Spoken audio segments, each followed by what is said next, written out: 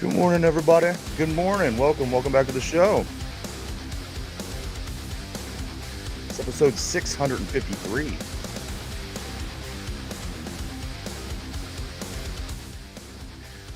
There he is. There he is. Derpy. Good morning. Good morning, Derpy. Good morning. Good morning, Finch. Good morning, Good Mike. morning. Good morning, everybody. Yeah, here we are, guys. It is Victory Tuesday. Oh, yeah. Got a lot of things to talk about today, guys, as we prepare for the Cleveland Browns round 2 this Sunday. First off, I want to talk about this brain rot. Anybody see brain rot is the new word? It's Yes. being, I don't know. I guess Yes. it's being put into the circuit. What is? Everyone started saying yes, but nobody wants to help me out. Dictionary? It's a word that's put into circulation. The dictionary? Yeah, Yeah. there you go. So the Like an word official brain rot is Oxford- the new one. Is there any Oxford or other whatever. ones? Any other ones, guys? Because you seem to know a lot about. Not that I know of. No, I don't know a lot about it. I know what brain rot is, though. I work with a lot of the younger generation, and yeah, they know all about brain rot. Brain rot, the academic publishing house defined brain rot is the supposed deterioration of a person's mental or intellectual state, especially viewed as the result of overconsumption of material, now particularly online content, considered to be trivial or unchallenging. So there you go, brain rot. Brain rot, guys. Get used to it. It's a word. It's a new word. Brain rot. Good morning to Jen on the board. Good morning, Chad. Hi, Jen. What's your favorite word that you guys seen in your lifetime join the dictionary? Mine was yada yada yada. Every year they come up with these new words, they put them in the dictionary and make it a word. Mine is actually 3. It's yada yada yada. Anybody have a favorite word that's became a word since you've been alive? Truthiness from Stephen Colbert, The Colbert Report. Truthiness. What's truthiness? It's something that people believe is true that is not true. Oh, isn't that something that's false or a lie? Yeah, but it's the way. Yeah, but it's the way Or it was is it used in the fiction? definition of it. Truthiness. Yeah, there you go. Good morning, everybody. Welcome back to the show. Finch, you look like you had something. What do you got, man? I'm a big fan of the I hope it's The better word than truthiness. glizzy. How about glizzy? That's Hot dogs that's are fitting. delicious, and some people seem to be upset that if you call it a glizzy. Now I'm like, dude, bro, I love it. I think it's a good word. It sounds better than hot dog. It sounds better than wiener. You can make wiener jokes all you want, but glizzy is a good one. I like that one. Here we go. Glizzy is a good I one. looked at. Glizzy is good. I did look up the definition of truthiness. So it's the quality of seeming or being felt to be true, even if not necessarily true. So not like- really a lie, something like that people fiction. feel that believe is true, but it's really not true. I don't That's- think a lot about the things that I say, to be honest with you. Neither do I, Coach. Neither do I. Words. It's just words. It's just words, Coach. The glizzy actually is from the black community. I've heard that first in the black community, the glizzy, and it is one of my favorites as well, guys.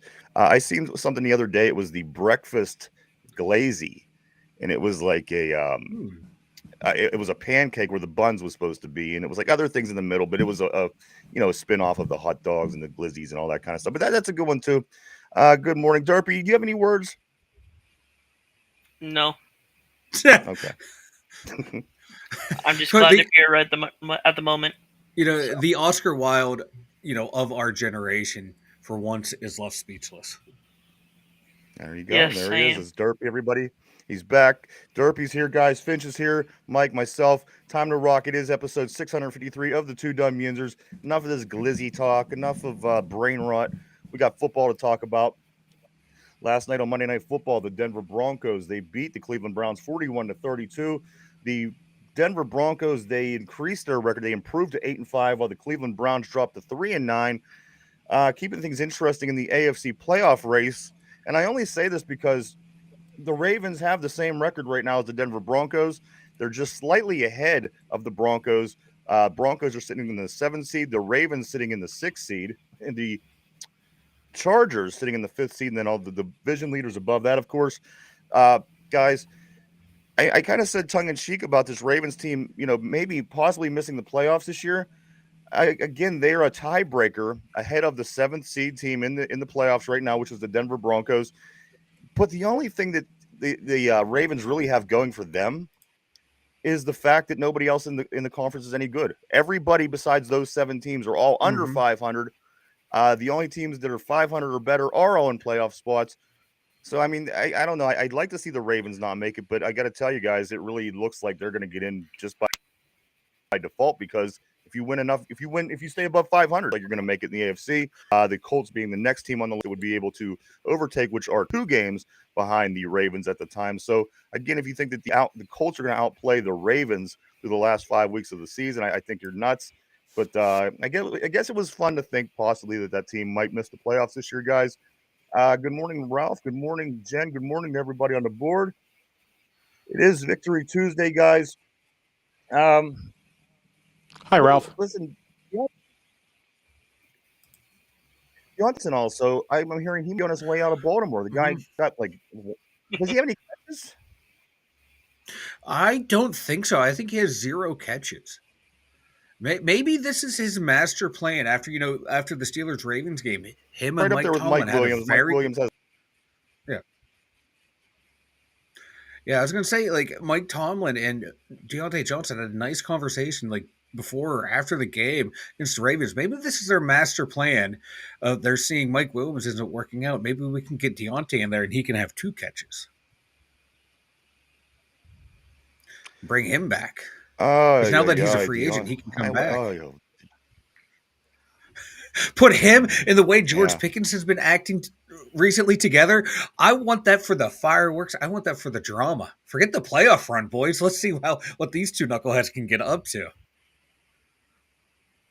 So that sounds like a good idea, Mike. Also, by the win that we did gain over the weekend and the Ravens lose, we have now 70% chance to win the division. They're saying 70% chance to win the division, while the Baltimore Ravens fall only a 30% chance to win the division. They have their off week this week, guys, while we play, so we have the opportunity to add a little bit more space between us and the Ravens. If we beat the Browns, we gain another half game, and then we'll finally be even, because they had their off week way at the end of the season. So, guys, I mean, we are about 2 games. I think we're 1.5 game up now, plus the tiebreaker that will technically put you at 2 games because they have to beat you again. And then also, if we could gain this half game, we could be 2.5 games up on the Ravens with only 4 games left. I like the way that sounds, guys. But again, it starts with we have to beat the Cleveland Browns this weekend. Anybody catch the Browns game last night, the Browns at Denver? I caught a little bit of the game. I saw a lot of the highlights. That was the Jameis Winston that we all know and love. He had 4 touchdowns and 3 pick sixes. You don't know what you're going to get from him, and that was a quintessential performance. My man's still praying to God to help him with the to deliver him from the pick sixes. Hopefully, his prayers are not answered this weekend, and we get a couple of them. But my God, man, him and Jerry Jeudy, man, had a hell of a game. Jeudy put up almost 200 yards or over 200 yards, I believe, in offense. So, whew. Yeah, Jeudy had a huge game last night. I watched. There was too much orange on my television screen. I couldn't take it, so I was off and on. It burns the corneas. It does. My retinas were all fried, guys. So that doesn't really help us out again. Denver taking an L, but again, that falls down the rabbit hole. As if we lose a couple games, then we would at that point be concerned about Denver. But at this time, it really doesn't affect us. Beating the Browns right now is the most important thing. It's the only thing that we could take, control under our own power. Let me give you the numbers, guys. We were talking a little bit last week about the Steelers were only putting up about 23 points a game. Here's the boost that we got from scoring a lot of points this week. And of course, putting up 44 points will certainly move you up the list, guys. The Pittsburgh Steelers are the 10th best scoring team in the NFL right now with a 24.7 points per game. That's pretty damn good, guys. If you think about it, Heck yeah. that means that there's 2/3 and 2 teams lower than us, only 9 teams better than us. The 9 teams that are ahead of us are the Lions at the way at the top, Buffalo, Baltimore, Washington, Tampa Bay, Cincinnati, Philly, Green Bay, Minnesota, and we come in at number 10. A lot of them is over on the NFC side, a few over here on the AFC side, one being the Bengals, who's going to be a playoff team, just like a few other of these teams, guys. Right here, smack dab. I mean, this is a stretch, guys. You have 4 games left after this week. We have 5 altogether, and we're sitting here in the 10th best scoring, as the 10th best scoring team, 24.7 points per game. Finch, you got to be a bit excited about this, especially considering that we was supposed to be the team bringing up the rear in this division, and this division doesn't look like anything that they told us it was going to look like at the beginning of the year. Haters are going to hate. I mean, that's how it goes, right? Everybody hated on the Steelers, and they're just going to keep on hating, but we're proving them wrong every single week. Sure, we've had some trip-ups with Cleveland. We're gonna remedy that this week, I feel like. Even though Cleveland had a great game, they're going to be on a short week. The Steelers are thirsty to win that game, so that'll shut them up. But yeah, you got to like where the offense is going, right? I mean, we've had a couple of games where we scored nothing but field goals, and it's wild to think that even with that, we still ended up in what you said, 10th position now in total points scored. That's impressive. It's also driven up by 2 games where we scored over 30. So it's hard to believe, but it's also like it's good that the defense can be bailed out by the offense. You feel like, and that's what happened in this game the other day. The defense just couldn't stop Joe Burrow. Boy, was he great. And, the defense just couldn't stop him. And obviously we made plays when we needed them, but the offense was there to keep up. And that's what I said we needed to do to win was to be able to keep up. So I'm glad to see that we did it. Good for you, Russ Wilson. Good job. Yeah, Mike, let me sneak this in right before, because you might want to comment on this as well. Guys, I did mention that we were the number 2 team with a 24.7, which is only 1 point behind Minnesota. They're at a 24.8. Guys, the team right behind us, let me say this one more team. The team right behind us is the Kansas City Chiefs. Ooh. To this point in the season, we are averaging more points per game than the Kansas City Chiefs, coming in with a 24.1. We were at 24.7. Guys, make this make sense and tell me why one team is undefeated, damn near undefeated, and the other team is not. Is this crazy, Mike? Is that a crazy? We're ahead of the Chiefs, the Steelers? Yeah, it does feel a little bit crazy. You think on paper, Kansas City, they have Mahomes, they have Travis Kelce. Yeah, they were without, arguably their 2 best wide receivers and their best running back for a while, but you figure Mahomes would find a way to score more points than that, and they just haven't. And then here we are chugging along. Imagine where the offense would be if Russ Wilson was healthy the entire season. Where would the Steelers be right now? Would we be undefeated? Would we be a 1-loss, 2-loss team at this point? But yeah, what the offense is doing now is what I think Omar Khan and Mike Tomlin envisioned the offense being all offseason, by getting Arthur Smith, by getting Russell Wilson, by investing in this offensive line in the draft.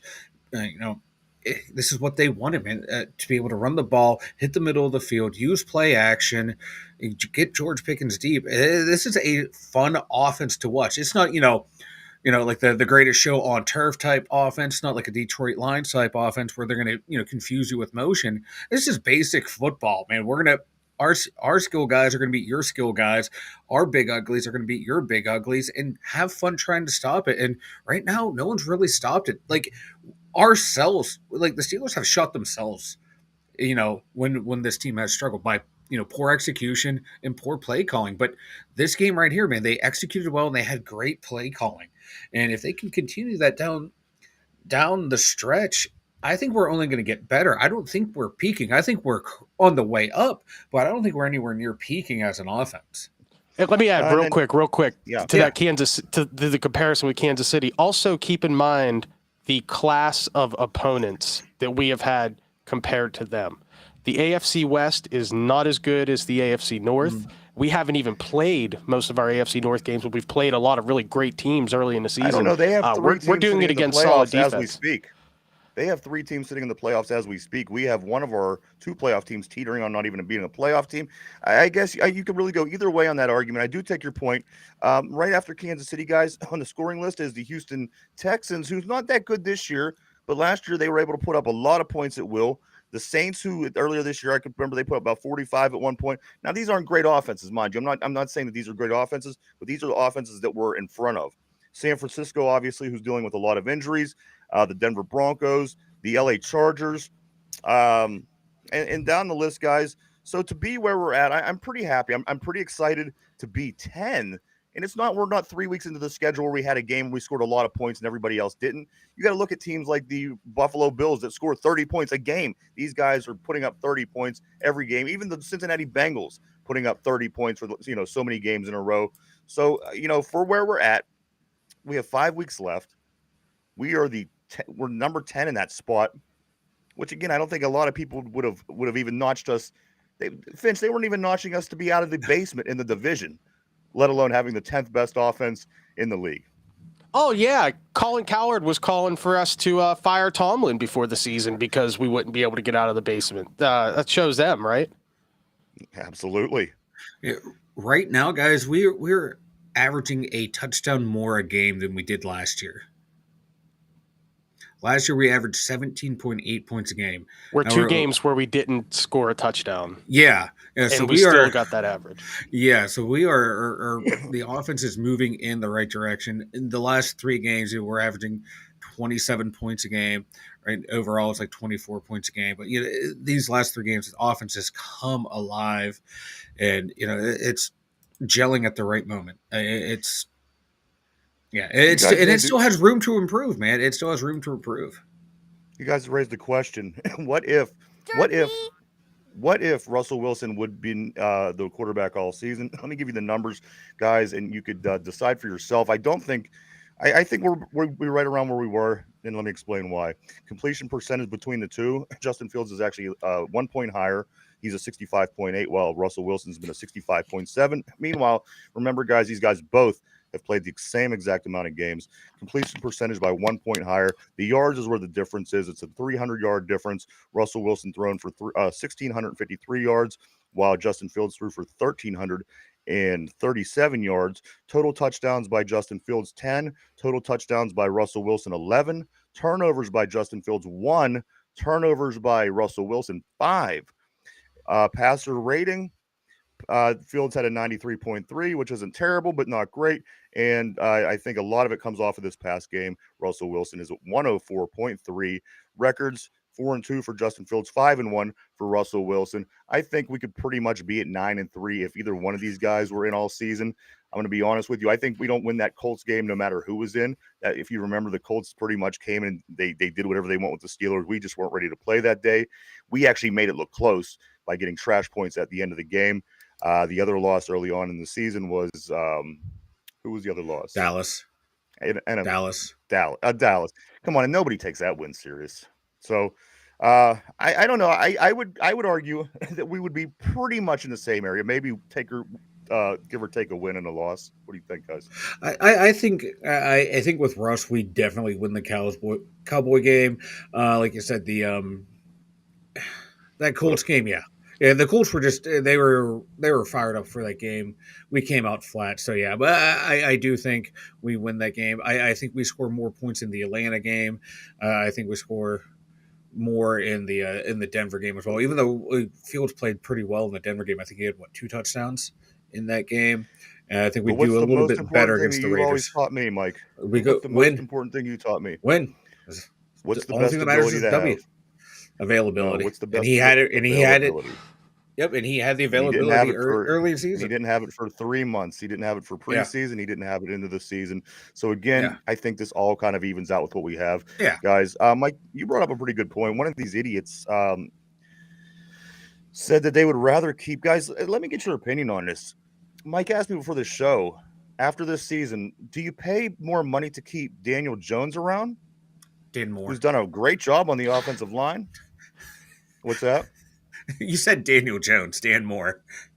Yeah, Dan Moore. I mean, yeah. And would you rather pay the money to keep a solid offensive lineman around, or do you want to spend that money to keep somebody like Cam Hayward, who's aged, and he's putting up a good season this year. But when was the last time you've seen him breaking through, busting up plays like he has been this year? He's playing because he wants to make money. It's obvious to me. I'm watching him play a better season this year than he's played over the past 2 to 3 seasons. Easy. Finch, who do you keep around if you're spending your money? Do you spend it on Dan Moore or do you spend it on Cam Hayward? I think you spend it on Dan Moore. I think because you're going to spend. I'm hoping that you spend some money on Russell Wilson as well, and you want to be able to protect him, right? So, how does this work out? It's hard to say. It depends on how much Cam is looking to get paid as well. Does he do what some of the other legendary Steelers have done in the last 20 years or so, where he takes that pay cut to stay here and just looks for money elsewhere? I don't know. What do you think? I would go with I'm getting Dan Moore. I think he's proven to be a not top tier left tackle, but a step down from it. The way he totally erased Henderson from this game was admirable. It was just a hell of a performance. I pay him. I move Fatano into guard, keep Roderick Jones at right tackle. You have Sayomalo again for next year. You have Mason McCormick who can play left and right guard, and then you have Zach Frazier. Now that's a solid offensive line. You pay to get Russell Wilson back. You let Cam Hayward go if he doesn't want to take a discount. We've had no problems letting guys go. We let Joey Porter go, and Joey Porter actually won a fucking Super Bowl, unlike Cam Hayward, who just tends to disappear in the playoffs. And yeah, I move on from Cam. Yeah, he's having a hell of a year. A hell of a year. I think a little bit more inconsistent than some people want to admit to. But when he's on, he's on. But you got to move on from him at this point because you at that advanced of an age, you don't know how long will this continue. Let's move on from him. You don't want to get into a position like you are with the Penguins where some of these older veterans aren't playing up to that potential. Move on from him. Get younger through free agency and the draft, build that offensive line, and then go from there. And you got to find a way to keep Najee. It's time we start investing in the offense. We've invested so much money in the defense. Let's invest in the offense. And we want to talk about availability. Dan Moore, I think, has only missed a handful of snaps his entire career. Not games, guys, not seasons, snaps. Let me bleed back into the quarterback talk. I forgot this point here. Everyone's talking about the big game Russell Wilson had the other day, 414 yards, the most since Ben's latest game. He had 380 was his most recent. The top 5 passing performances by the Steelers since then would be Russell Wilson at 414, Ben with 380, Ben with 341, Ben with 333, and Kenny Pickett coming in at number 5 with 327. Beyond that, Ben had a 318. Mason Rudolph had a 315. Justin Fields' high so far is a 312 for the Steelers. That's encouraging, guys, especially because, first off, a lot of people didn't know what to expect. A lot of the people who weren't Steeler fans, the people that were outside of the Pittsburgh fan base, laughed that you guys ain't going to do nothing. You guys are going to do nothing with Russell Wilson. You guys got a couple of quarterbacks. One's past his prime. The other one just never was really able to get up off the ground. It is a pleasant surprise what we have going on here with these quarterbacks. Let me ask you this, though, guys. Say we go to the playoffs. We get our home game in the first round, and we play that first playoff game, and Russell Wilson throws 4 interceptions, and he fumbles the ball and loses the ball on an important drive at the end of the game where we could have kicked the field goal to tie it to stay in this game. Are we feeling great about Russell Wilson going into next season and figuring out his contract? If the first game in the playoffs at home, he throws 4 interceptions and fumbles the ball away with the game on the line. Guys, what's your take on Russell Wilson at that point? It's real simple. The Yinzers will do what the Yinzers always do, and they'll just blame Tomlin. Which is fine, but what do you think? What do you think we should do? We still, as long as Russ stays on the same trajectory as he is now, and he has a great rest of the season, and we get in that first game, and let's say that happens, okay? You still give him a pass on it. I mean, you give him a pass on it. If we could still want to pay that guy and keep him here. We want him to end his career here. He's already proven to be a likable guy. His locker room demeanor has been very helpful to this team, and you want that. So I think the goods there outweigh the bad of having a bad game. Now, if we keep him and he does it again next season, maybe it's a different story. But he's kind of his upside is too good. Yeah, I agree because it all depends on, like you said, it's a lot of hypotheticals. How you know how's the rest of the season going to go? How's that playoff game going to go? Who are we playing? How does the team around him play? Or wide receivers, are these interceptions tip passes? Are they, you know, No, let's coming out of the let's just receiver's hand let's and just stuff like that? speculate. It's gonna be, it's gonna Mike stop. It's good. Let's speculate that it's just gonna be a bad game from top to bottom. Quarterback Mhm. wise, we come out at the beginning. He throws the ball right into some guy's hand. The guy takes it to the house. It's just a bad game for Russell Wilson. That's what it is. No, let's not speculate who, what, how, when, and why. He just has his worst game as a Steeler by far. Um, I you run it feeling back with him. confident because that's the only playoff game that he's played here. You'd run it back with him. I'd run it back with him. Yeah, we ran playoff games back with Ben Roethlisberger having bad games. Another well, point to make real quick. Feel the Steel in the comments says, no, the Steelers need to start looking for Big Ben too. Wouldn't you rather have Russ on your team for maybe 3 more seasons and say draft a quarterback and also have Justin Fields if you can get him cheap? Wouldn't it be nice to be able to do that and get that Big Ben 2 training behind Russ for a year or two, Feel the Steel? So that's my thoughts as well. He brings leadership quality. Yeah, kind of like Yeah, what the I Green mean Bay that's my Packers thought did. process. You're going to want to keep a quarterback around, whether it be Russell Wilson or whether it be Justin Fields. You're going to want to keep one of these guys around if you even do draft your quarterback.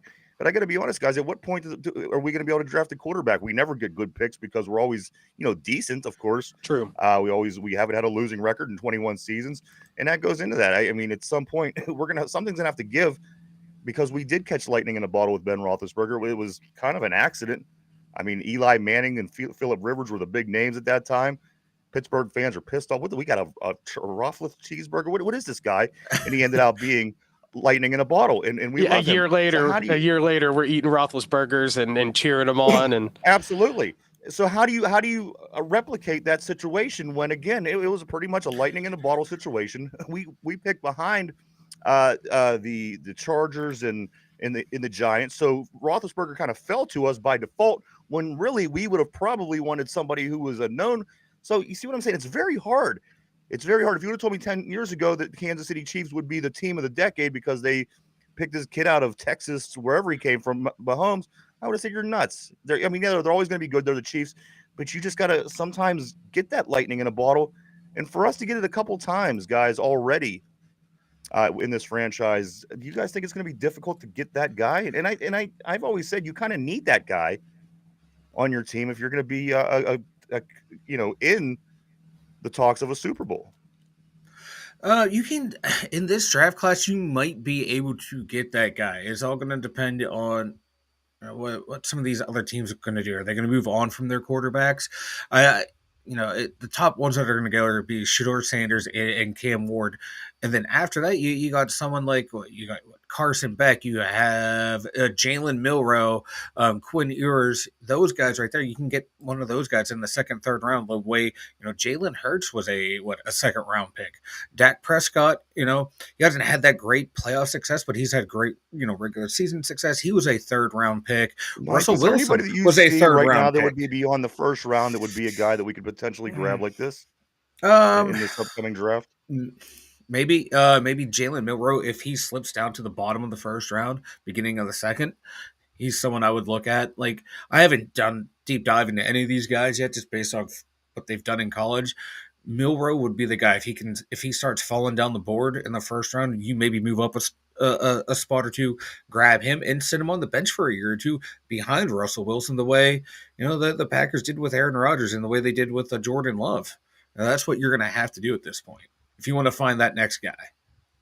Yeah, I mean, they're the team that understands the system. I haven't seen anybody handle the quarterback situation the way that Green Bay has, certainly in the past 35 years. And you got to, it's almost like our situation with coaching. They know how to do it. They know how to do it right. It ends up being successful. And we got to figure something out because, guys, look at who's in the running. It's Allen in the Bills. It's Mahomes in the Chiefs. It's Hurts in the Eagles. It's teams that have their guy. We don't have our guy. We have a guy. We have a guy that's going to walk into the Hall of Fame one day. But we kind of need a guy. We need our guy, and with a little bit of youth behind him. Can Russell Wilson give us a couple good years? I'm sure he can, and it's looking that way, right? But again, we're going to wake up one day and we're going to have another quarterback situation, as we did the day after Ben left, and we're going to say, "Shit, should we have done something in the meantime before it got to this point where we're here again, scratching our heads, wondering what we're going to do?" Well, with this year coming up, if we re-sign Russ, we're in a luxury position to where we don't have to reach for a quarterback. We can evaluate these quarterbacks with a clear eyes, a clear mind of saying, "Hey, we don't need to actually get a quarterback. We have our guy for the next year or two. Let's take a look at these guys, do a deep dive in them, do a better evaluation than we did when we drafted Kenny, when we thought he was going to be the guy and it didn't turn out to be. Let's take a look at these guys deeper than we did the last time. And then if one of them we feel can be a first rounder, grab him. If one of them starts to slip in the second round, you trade up, you get that guy. Arch Manning, I think he's coming out next year maybe because he's behind Quinn Ayers this year. I don't think he's coming out. But yeah, I would do that this year. Find a quarterback this year. If not, get him in next year's draft because there's no one in free agency. I think the big names in free agency are going to be Sam Darnold, Russell Wilson, and Justin Fields. Those are going to be your big guys. All right, guys, we are at the halfway point. We're at halftime. Let's get back into some of these messages. Gentlemen, I don't want to leave anybody out here. Let's get to it. On the board today, we have a lot of people. We have Field of Steel. We have Yinzer Joe. We have Sean. We have P. All kind of goodies on the board today. Welcome, everybody. Great to see everybody here. Let me catch up on what some people were saying here on the show, Mike. Where's a good place to start? Let's start right here. Yinzer Joe said, "What's up, fellas? Hope your holiday was good." They were awesome, brother. It was awesome. It was and great. yours was good as well. Phil Steele says, "No, Steelers need to start looking for a Big Ben too." We did hit that. P says, "Gonna make the playoffs," and Russell still getting what if hate. Interesting. Yinzer Joe said the Bengals have a top. What's that? Yeah, it's like I think he was talking about how we were talking about Russ. Like if he had that bad game, yeah. Yinzer Joe said the Bengals have a top 10 offense, but a bottom feeder defense. That's why the game was a shootout. They did absolutely, and hopefully we could benefit. The Steelers did what they should have done. That's what happened. Steelers did what they needed to do. It's a bottom feeder defense. We didn't play down to that. We played up to it. Also, Jen says, "I would love to see Russell Wilson blow out the Broncos in the playoffs. Sweet revenge. He. Phil still says Fincher sounds good on that explanation. P says Big Ben was a walking accident. Yes, he was. He certainly was there for early on. Cam Ward, Roger says, out of Miami. Miami, yeah. I think I do want to say good morning to Roger as well. P says Steelers play too well consistently to draft a can't miss QB. And I was going to say that. What if one of these years, just 1 year, this team throws it and gets their quarterback? Would you be happy with that, or would you want them to be competitive and get their winning record and not get a top quarterback, or would you be okay with them totally having a terrible season, 3 wins to get their guy? Would you be okay going through that, Finch? It's hard to say. It's hard to say because I'm a Pirates fan and the Pirates do it every single year and it never seems to work out, or they draft the Yankees winning pitcher 10 years early. Yeah. You know what I mean? So it's hard to say whether that would ever even work for the Steelers. You can get that number 1 guy and still suck. I mean, look at the Bears, right? So it's hard to say. I don't hate it, but I don't love it. Yeah, you only do that if there's like a can't miss prospect. If you know you're going to get an Andrew Luck, a Peyton Manning, a Mario Lemieux, a Sidney Crosby. Say Lemieux, yeah. Well, I do see Arch Manning on this list here, Mike. In this list of comments, you say if you do see a Peyton Manning, well, guess what? There is an Arch Manning. Is this now? Let's take ourselves from time and bring it to now. Is that does that still play for you? Would you be okay doing this for an Arch Manning? I got to see what he does. I got to see what he does as a full-time starter next year. I want to see what he can do, and if he can live up to that type. If say he turns out to have like a Eli Manning type career, wins you 2 Super Bowls, but isn't like the key catalyst, but puts up decent regular season numbers and then falls off quickly at the end of his career. I'll take that because you're guaranteed 2 Super Bowls.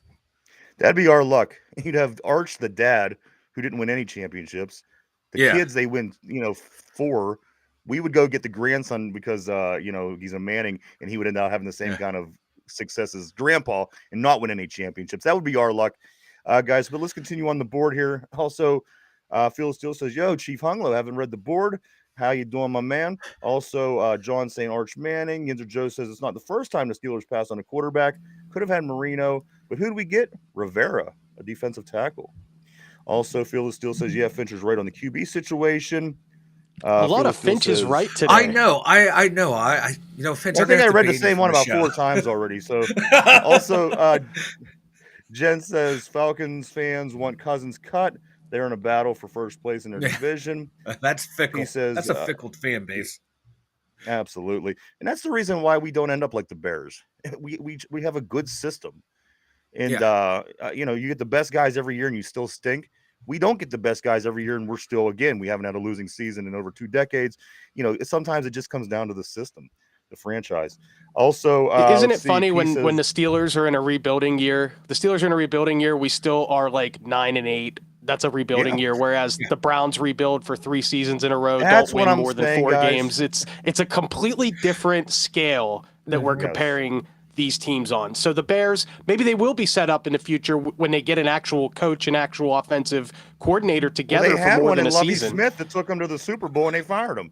Yeah, that team wasn't as good as they played. They were overachievers, but I mean, still, you're right. You're right about that. He takes you to the Super Bowl. That was ridiculous.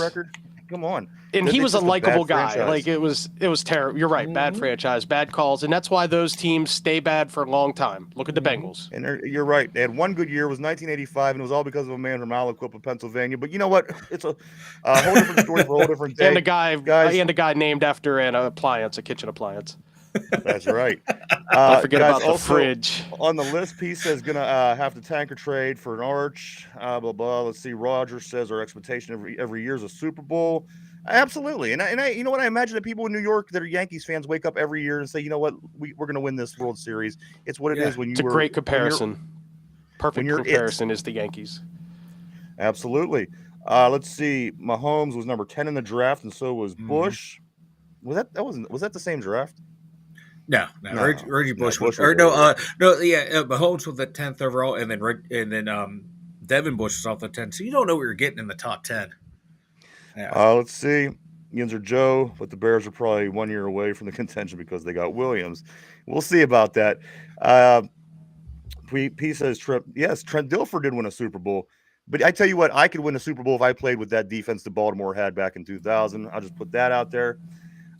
Detroit rebuilds for 3 days. Detroit's been rebuilding since the 40s, the 1940s. They've been rebuilding since Dick LeBeau set the single season record. The team has gone the way of the auto industry in Detroit. One goes down, and so does the other. Yep. Yes. And then finally, Phil still says, "Hey, Fincher and JJ, no, they're unlike somebody else on the board." Oh, I see what you're saying. Yeah. I haven't seen. Is Brian here? He was here. He was the one who made. He popped in, made one comment, and left. Yeah, the Steelers struggled. Mic drop. The Steelers struggled. Not as confident. It's a shootout. It's all good. A lot of it's teams, all good in the hood. A lot of teams, had to play like that to beat the Bengals. That's what happens. You know what, the Bengals guys, that offense. Say what you will. Ooh. But that was the best quarterback and receiver tandem that we faced all season. Mm-hmm. Yep. No questions asked. Joe Burrow to Jamar Chase, the best combo we faced all year, guys. Easy. Mm-hmm. I mean, come on. Think of one that's props. Better. They're so good. I challenge you. And here's the thing about John. John says KC rebuilt and won a ring. Guys, for all you people that are kind of going, oh, you know what, when the Steelers ain't, maybe we're knocked out. Well, let's root for the Chiefs. Let's root for the Chiefs because they have Taylor or whatever reason. It's these stupid reasons people like the Chiefs. Remember this: if they win the Super Bowl this year, guys, they're gonna have 5. You realize that, right? 5, tied with San Francisco and Dallas, and we have 6, which brings them dangerously close. So it just might be time to start rooting against this Chiefs team because as long as Patrick Mahomes is there, guys, you know what I'm saying? So if they win it this year, they will have 5 with Patrick Mahomes for the rest of his career, probably. So keep that in mind. You might want to start hating on them Chiefs a little bit more. if they stop making good, if once they stop making good commercials for State Farm, that's when I'll start hating them. I used to hate Andy Reid, but now he does those stupid commercials, and I can't help but laugh at him and like the guy. Fumblerooski. Isn't it wild? From Oruski. Fumblerooski. Sorry. Isn't it wild that we used to consider Andy Reid as the coach that couldn't win the big game? Yeah. And then suddenly he's winning the big game. What if it's Tomlin's turn? Everybody gives Tomlin credit. No credit. They never give him credit for winning a Super Bowl because it was Bill Cowher's team, despite having almost half of the roster different. Maybe it's Mike Tomlin's turn to be Andy Reid and start winning those big games and get one or two more under his belt. Yeah. And then this whole rooting against Kansas City shit doesn't mean anything because we'll have 7, 8, 9 Super Bowls in the next decade. Yeah, I think it was on one of the ESPN shows. They were talking about the Steelers, and it was Bill Cowher. It was Bill Cowher on CBS said the Steelers have two things the rest of the AFC does not outside of Kansas City. You have a quarterback who won it all, and you have a head coach who won it all. Yeah. They've been there, done that. Won one, lost one. They know what it takes to get there to win. They know what not to do to get there. Now you get that back. You hope they can both rekindle their magic that they both once had, and it will coalesce into a championship run. Now, if we don't win the Super Bowl, I'll be okay with that as long as we play well down the stretch, have a valiant showing in the playoffs. But yeah, that's an advantage that Russ has over everyone else not named Patrick Mahomes. That's an advantage Tomlin has over everyone not named Andy Reid. ESPN FPI gives the Steelers nearly a 10% chance of making the Super Bowl. That is what ESPN thinks of the Steelers at right now as we speak. They're giving us roughly a 10% chance, which you know what, we'll take it. Like what did he say on Dumb and Dumber? Was it Dumb and Dumber?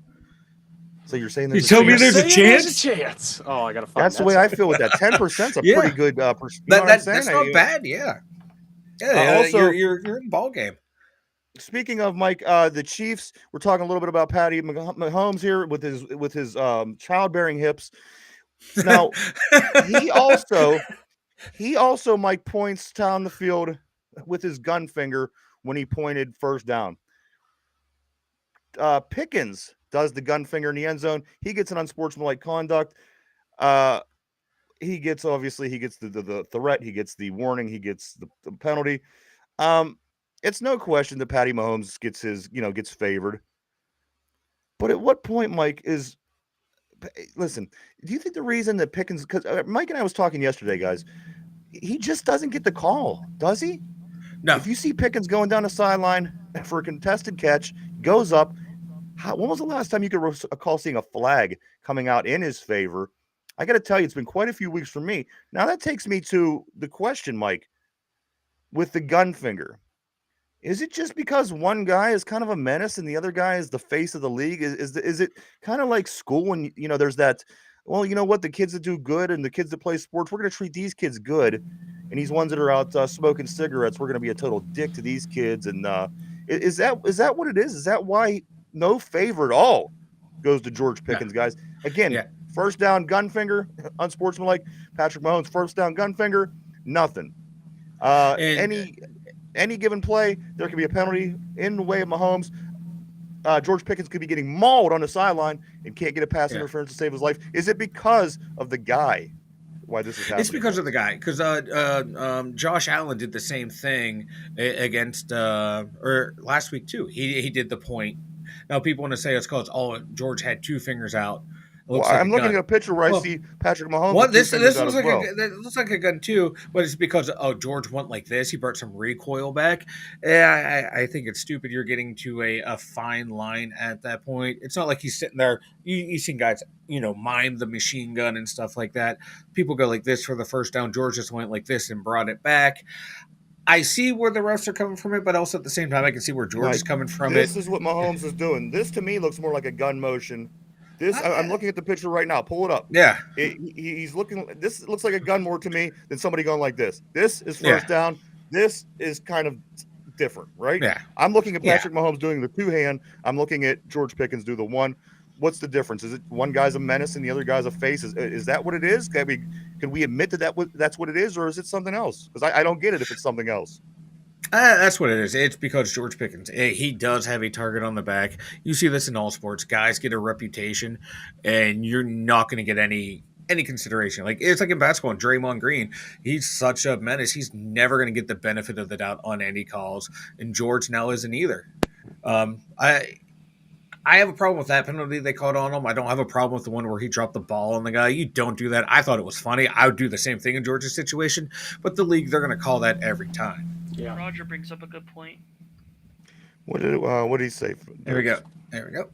Yeah, Roger said, I'm a Steeler fan, but historically the Steelers don't get the calls. Ben used to get murdered and they never called roughing. Yeah, like same thing, like him and Cam Newton never got the calls because, you're big guys. You can take that hit. Certain players get that. You're a big boy. You'll be all right. Yeah, and that's exactly what it was for Ben and for someone like Cam Newton as well. That's what's going on right now with George Pickens and probably some other receivers like Amon-Ra St. Brown, two guys that are considered hotheads. You're not going to get those calls where someone has Mahomes, the face of the league, his counterpart up in Buffalo, Josh Allen, also a face of the league. They're going to get away with being able to do the finger point looking like a gun, whereas George Pickens, Amon-Ra St. Brown will not get away with it. Mike, we were talking briefly about Deontay Johnson. Well, we're talking about the Steeler offense a little bit here. Mm-hmm. Mike Williams now, guys, talking about, are we ever going to get a call with George Pickens? Are we ever going to get another catch with Mike Williams, guys? After reeling in the 32-yard touchdown catch that won the Steelers the game in his debut, Williams has not been targeted since. He has also seen his snaps go down in each of the last 3 games from 25 in week 11 to 19, in week 12 to 17, in week 13. We're right around the corner from the playoffs. At some point, should this guy be getting involved? Why is he not involved? And is that going to change, guys, moving forward? Let me tell a quick story here, okay? One of the greatest sports films of all time, Mighty Ducks 2. There was the goalie, the young lady from Bangor, Maine, her name was the Cat, and she had 2 chances in the movie to make her chance to be the goalie. And they counted on her once, and she let them down, and they didn't bring her in again until the very end. They needed her to make that one save, make that one move that they knew she could make at the time when it mattered the most. That's going to be Mike Williams. They are going to call on him, and he's going to make the play when it matters, and that's what matters. I haven't heard any complaints from him. Hopefully he comes in when they call his name, and he needs to make that catch to win the game or get ahead or whatever it is. He's going to be there for him. That's why we drafted him. Nobody's going to remember this conversation in 6 weeks from now. He's going to be there. The thing also about him, I hope you're right, Finch. I hope you're right. The thing is, people are saying, well, maybe he doesn't know the plays. He came in his debut. He went deep. He caught a ball. He won a game by catching a football because that's what he's really good at. Here we are a month later, and people are starting to speculate that he's not able to learn his plays. Worst case scenario, put him in and just let him run a pattern. You're not. If you're going to sit around and wait for everything to be perfect, it's not going to happen. It's not going to happen. The guy knows how to play football. He's a veteran. Again, you put him in one play. You throw to him one time, and he catches a game-winning touchdown. I think that there's something deeper here, guys. Something's got to be going on with him. See, I'm not buying he doesn't know the playbook. He's getting more and more snaps as the week goes on. You see him out there in different formations. I think Russ right now is just not looking for him. Or when by the time he's making his reads, I think Mike Williams might be down on the list of reads when he's out there in the play. You see him going to Georgia a lot. You see him going to Friarmuth more. You see him starting to hit the backs more. It might just be the way that he's going through his progressions. Like, okay, George is there. I'm going to go to my number 2, and then I'm not going to make it to my number 3, which might be Mike Williams, depending on that route. Or I'm going to George and I'm looking for my check down. It could be something as simple as that. As George isn't there, all right, I'm going to find Muth. I'm going to find Najee. I'm going to find Mount Washington or Jalen Warren, or in those touchdown passes to Calvin Austin, those were, that was his main read. He got him beat. He went to him. Mike Williams was out there in a little dig route that drew attention from someone else that could have been double teaming Calvin Austin. So they're using him in different ways. And I think Russ is just, by the time he gets to his progressions, he might be really low on his read, or that third read that Russ is going, 1's not there, 2's not there. I'm getting the ball out of my hand. And hopefully All right, we now, do go. we saw the line give him more time. We saw Russ hit more people. You get, as he's getting more and more snaps for Mike Williams, hopefully those reads will come as that line, becomes a better pass blocking unit. All right, as we do have to move forward here, guys, it is getting late in the show. We still have a lot of things to go over. Right now, here's one really cool thing about the Ravens, and we're going to drop the Ravens like a bad habit, guys. The Ravens, in their 5 losses this season, got outscored by a combined 22 points. Okay, 22 points is what the Ravens lost by total in their losses this year. Justin Tucker has 22 points worth of missed kicks in those Ravens 5 losses. In the Ravens 5 losses, 22 points worth of missed kicks, and their losses are by combined 22 points. So that's interesting, funny, all at the same time.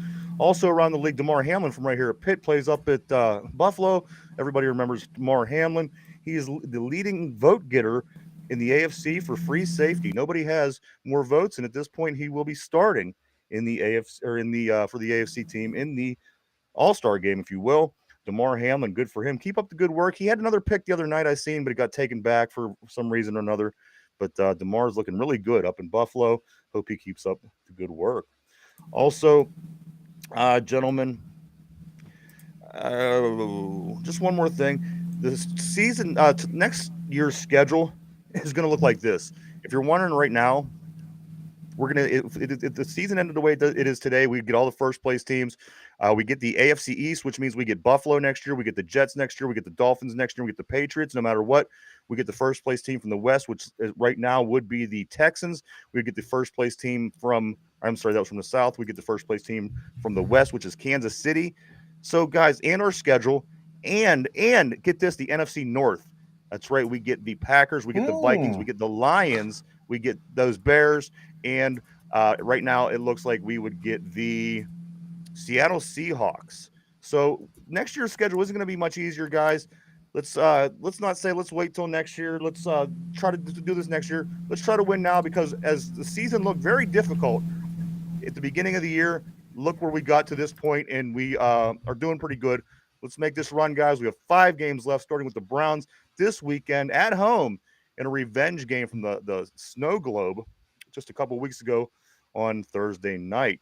A couple things here, guys, and we have to get into these picks results for the week. The Pittsburgh Penguins are back in action tonight. They're hosting the Florida Panthers. That game's at 7 o'clock. The Penguins come in with a 10-12-4 record, while the Florida Panthers come to town with a 15-9-1. Also, the Pitt basketball team, guys, they're starting out 18 in the AP pool or 19 in the coaches pool. They are back at it tomorrow against Mississippi State. That's at 9:15. Mike, why don't you go ahead and tell everybody about the website, and we'll get into this trivia for the day.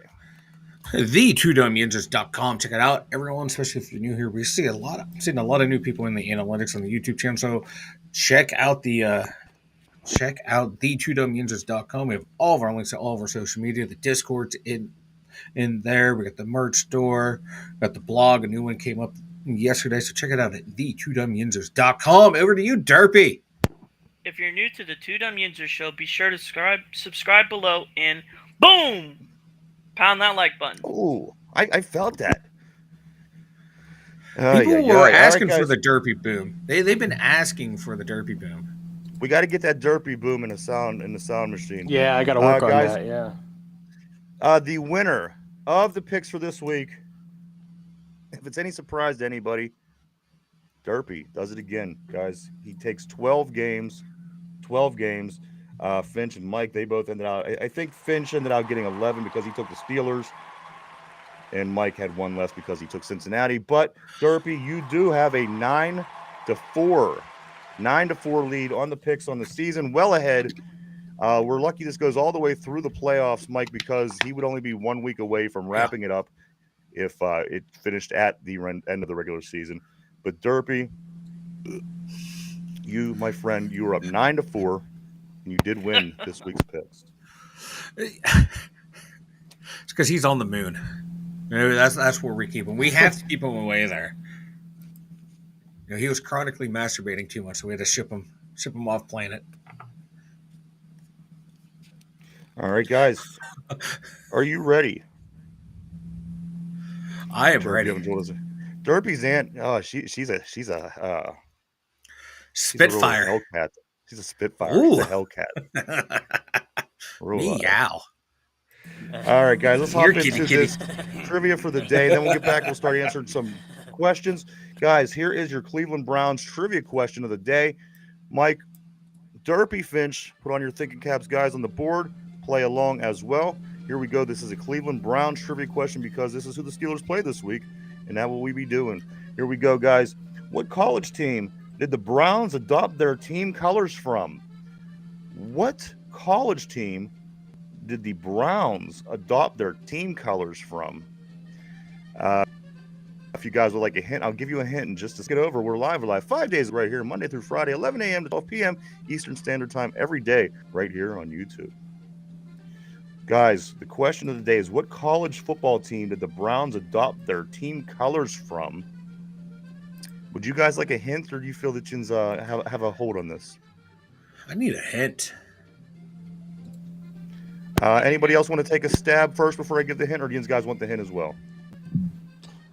I would think it has to be a college local to the Cleveland area, right? I just can't think of any schools up there. I can't imagine there's enough smart people up there to warrant colleges. Ooh. Well, You got to think it was back in the 1940s, right? So Man, shots fired. I got. If you need these answers, you have to tell me you want the hint. I could give you something that will certainly answer a lot of what you just asked. yeah, Does give me anybody the want the hint? I want Do the you want the hint as well? Yes, sir. All right, here we go. The question is, what college football team did the Browns adopt their team colors from? This is a hint. Ready? The Browns held their training camp at this college from 1946 to 1951. So yes, Finch, yes. One more time. What was the college football team that the Browns adopted their colors from? The hint is the Browns held their training camp at this college from 1946 to 1951. All right, guys. We get Syracuse on the board. Let's see. Mud Dogs. Mike, Finch, Derpy. You know what? Let me start with Finch. the 'Cause, Mike, only you look like you school, might have an idea. the Yeah. only school I could think of that's close to Cleveland that's a big college is like Kent State University, and I know that isn't right. Okay. Brian says it's not a school from Ohio. I honestly have no idea, so I'm just going to go with Syracuse because that's the only orange place I can think of. All right, so Finch is going Syracuse. Derpy, I'm going to come to you next. What college football team did the Browns adopt their team colors from back in the 1940s?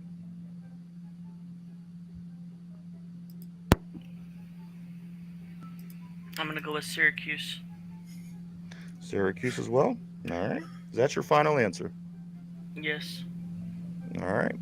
I got two Syracuses, Mike. I got Syracuse on the board. Last will come to you. What college football team did the Browns adopt their colors from? Mike.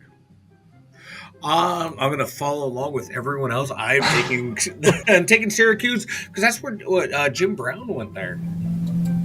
I gotta say, I'm gonna be awfully disappointed in Mike and Derpy, and you'll see why. All right, guys. The question of the day is this: what college football team did the Browns adopt their team colors from? The hint was the Browns held training camp at this college from 1946 to 1951, from the college that they got their colors from. Everybody said Syracuse. Syracuse the whole way down the board. The correct answer, guys, is of course Bowling Green State.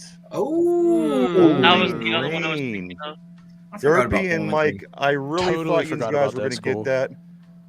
But Bowling Green State is where the Cleveland Browns initially got their colors that we know and love today.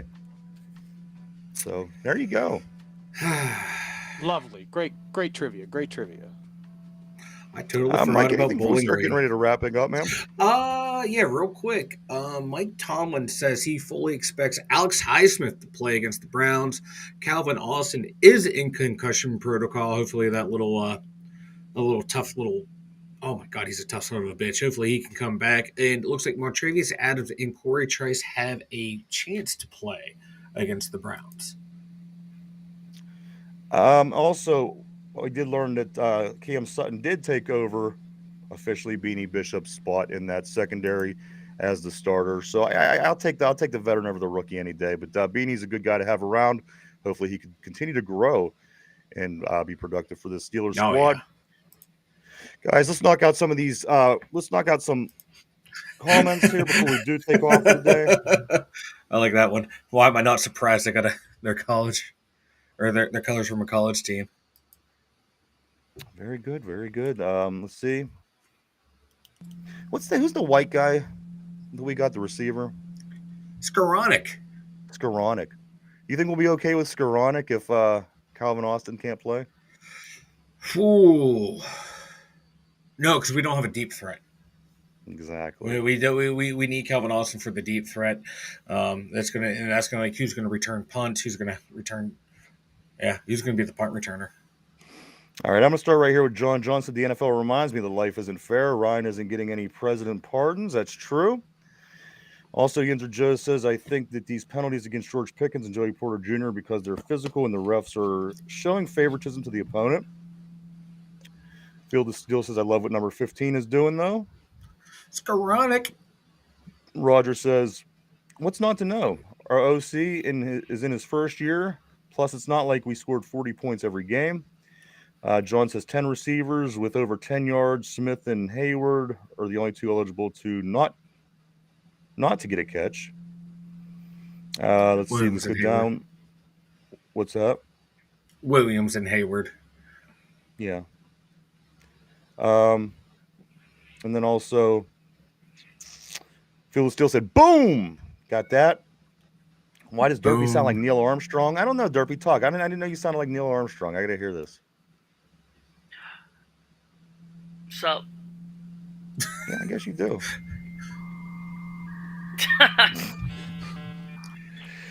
Jen says, great job, Derpy. Field of Steel says, Derpy, you haven't told us if Auntie's okay. We're not going to talk about Auntie anymore, Phil. Also, guys, I had some guesses in on the Syracuse for the Syracuse on the colors. Roger, of course, says, why am I not surprised that they got their colors from a college team? Field of Steel says, I don't know, but I do know go blue. Field of Steel. Oh, that was Steelers for life. Sorry about that. Field of Steel says, for life. Cheers. True black and gold fans are always confident on Watt and the Men of Steel. Scotty Miller says Roger, and then Field of Steel says go blue, stomp on the O. I guess that's a reference for Derpy with the Michigan and the Ohio State. I do want to throw this out there for anybody who doesn't think that Watt had a good day. 2 sacks, 5 quarterback hits, 3 tackles for loss, 1 forced fumble. Sounds like a pretty good day to me, right? Yeah, that seems like a pretty good day. Yeah, I guess you can't do it every single play. You know what are you gonna? I mean, it's not Madden. It's not a video game. But at the end of the day, T.J. Watt, I certainly think, is up there. John says that Derpy has a kennel cough. He has a kennel cough. And Finch, anything before you're ready to wrap it up, man? Ryan, I would like you to know that I drank exactly 4 sips out of my cup during the show. I kept a tally, and that got through about that much coffee is what was in there. So 4 for me. I didn't see Mike put a single thing in his mouth. I heard a lot of bullshit come out of it, but I didn't see him put anything into it. Derpy, boom him. Boom him, Derpy. Boom. There you go. And boom goes the dynamite. What the hell did I do to you guys today? Mike, what about you? Anything before we go? I got nothing. I think Finch was referring to all the brain rot that we got for every time you opened your mouth, but all right, I just had to get brain rot in there. Sorry, I don't think it's brain rot every time you open your mouth. You got nothing, Mike? I you know what? No, I got nothing. I got boom. Derpy, what do you got, man? I got something from your famous Pirates. Yeah. Chapman signed with Boston. Who? And you lost your Aroldis Chapman. Oh. He signed with Boston. Peace. And you lost your pro scout. Who? No. To the Giants. We lost. our pro scout. Listen, didn't the Cleveland Indians like the only team that The Guardians. was a longer time? No, I'm talking about the Indians that won way back before the Pirates did. Way back. Aren't they the longest? I think they're the longest tenured team, even further back than the Pirates, to win a World Series. That would be the Cleveland Indians, guys, the only team, and then the other teams behind them are the teams that never even made it to the World Series. So, yeah, I think it was like the 1940s, 45, something like that. The last time they went and won. But anyway, that's baseball. Not any better, cares, right? Yeah. 162. I do want to say thank you to everybody for coming and hanging out and checking us out today. We appreciate each and every one of you. We truly, honestly do. We wouldn't do it without you. Thank you so much. We want to say thank you to everybody on the board. You guys always keep things interesting here on the show, and everybody at home as well. Thank you so much, gentlemen. Ain't much going on. We have a Penguin game tonight. If you want to check out the Florida Panthers coming to Pittsburgh to play the Pens, that game starts at 7:00 tonight. Other than that, we'll be back tomorrow first thing to continue to prepare for this Cleveland Browns game. I think, guys, you win this game, we're sitting in a pretty good spot. Again, you're going to be roughly 2.5 games above the Ravens with the tiebreakers and things like this. So you win this game, that puts you in a great position with only 4 games left overall after this. Certainly works in our favor, guys. So you're telling me there's a chance. That's right, baby. Other than that, what does that sound like? Is that like a street sweeper? I'm hearing this. It sounds like we're in a vacuum. Have you been hearing this throughout the show? It's coming through someone's mic. Oh, there it was. Who was that? Must be me. You? Must be me. I think it's me because I muted my mic and you said it went off. Yeah. Yeah. Okay. I just don't know what it is.